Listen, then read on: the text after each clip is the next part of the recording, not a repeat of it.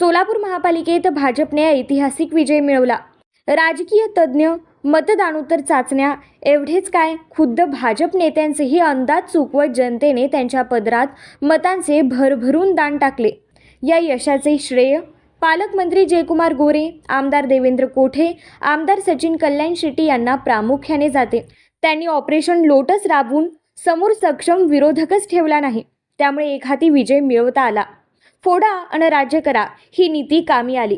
निष्ठा, कार्य, चारित्र्य हे सर्व निकष बाजूला ठेवून फक्त निवडून येण्याची क्षमता हाच एकमेव निकष ठेवून या त्रिमूर्तींनी इतर पक्षातील सक्षम उमेदवार खेचून आणले।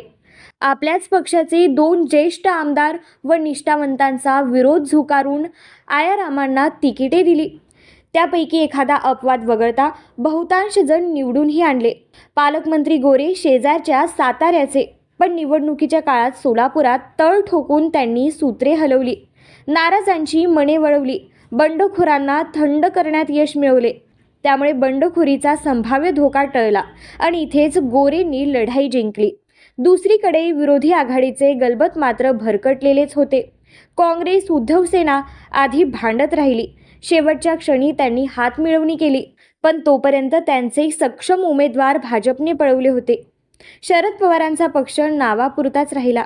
अजित पवारांचे राष्ट्रवादी व शिंदे सेनेने भाजप विरोधात दंड थोपटले खरे, त्यांच्याकडे सक्षम उमेदवारही होते। भाजपच्या काही नाराजांना त्यांनी गळाला लावले, पण पक्ष नेतृत्वाने त्यांना वाऱ्यावर सोडले। परिणामी स्थानिक नेतृत्वाच्या जोरावर हे पक्ष भाजपच्या लाटेसमोर टिकले नाहीत। विरोधी आघाडीला खासदार प्रणिती शिंदेकडून अपेक्षा होत्या, पण ज्यांनी काँग्रेसकडेच लक्ष दिले नाही ते आघाडीचे काय नेतृत्व करणार? भाजप एक एक करून काँग्रेसचे उमेदवार फोडत असताना प्रणिती मात्र दिल्ली, मुंबई, पुण्यात व्यग्र होत्या। नेतृत्वाचेच लक्ष नसल्याने मग त्यांच्या समर्थकांनीही सत्तेला जवळ करत नगरसेवक पद पदरात पाडून घेतले। अशा भरकटलेल्या विरोधकांपेक्षा विकासाचे स्वप्न दाखवणाऱ्या भाजपला कौल देण्यास सोलापूरकरांनी पसंती दिली। गड्डा यात्रेत बाराबंदी घालून मुख्यमंत्र्यांची झालेली सभा भाजपसाठी मास्टर स्ट्रोक ठरली। त्यापूर्वी मुख्यमंत्र्यांनी नाराज आमदारांचे उपद्रव मूल्य कमी करून गोरे, कोठे, कल्याण शेट्टींना फ्री हँड दिला। परिणामी सुभाष देशमुख प्रचारापासून अलिप्त राहिले, तर विजयकुमार देशमुख आपल्या समर्थकांपुरतेच फिरताना दिसले। आश्चर्य म्हणजे काँग्रेसला मागे टाकत MIMने दुसऱ्या क्रमांकाचा पक्ष म्हणून स्थान मिळवले आहे। आता मनपा तेच भाजपला जाब विचारतील, अर्थात त्यांचा आवाज मर्यादितच असेल।